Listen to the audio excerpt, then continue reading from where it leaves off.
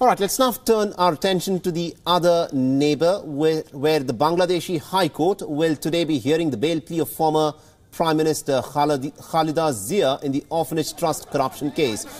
Now, the 72-year-old BNP leader was sentenced by a Dhaka Special Court on the 8th of February in connection with the embezzlement of $250,000 in terms of foreign donations. She was also sentenced to 5 years in prison.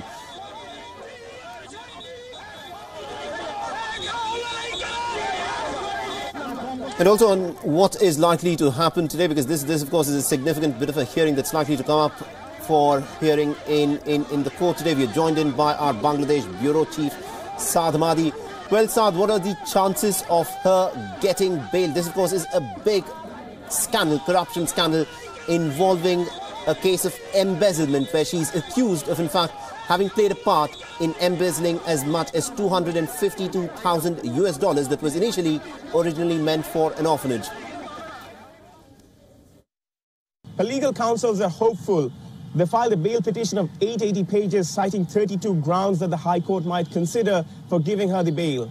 The 73-year-old has been Prime Minister for 3 times and Leader of the Opposition twice. They say that there would be at least 3 considerations, such as her age, the medical conditions that she has right now, and her social status. And these would be coming into factors for the High Court to consider at giving her this bail. And also the other big question, because the elections are in fact due in Bangladesh shortly later this year, and the fact that she's now been found guilty by one of the lower courts, she's been sentenced to 5 years in prison. What is the likelihood that she will be contesting the elections? Legal experts and eminent jurists in Bangladesh say whether Khalida Zia would be able to contest in the next election will be in the jurisdiction of the Election Commission to consider. They say that there have been instances in the past where ruling party lawmakers, in spite of the convictions and sentences for criminal offences, have been allowed to continue as lawmakers after they appealed at the High Court, and their appeals were accepted by the High Court against the convictions and sentences. Similarly, given that the High Court has accepted Khalida Zia's appeal, there can well be a possibility where the Election Commission allows her to participate and contest in the next election.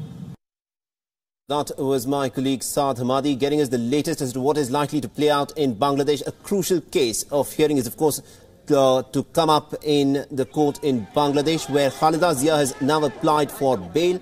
Remember, she has been found guilty of embezzlement of $252,000, money that was originally meant for an orphanage and a trust that she was running, but she is said to have siphoned off those funds.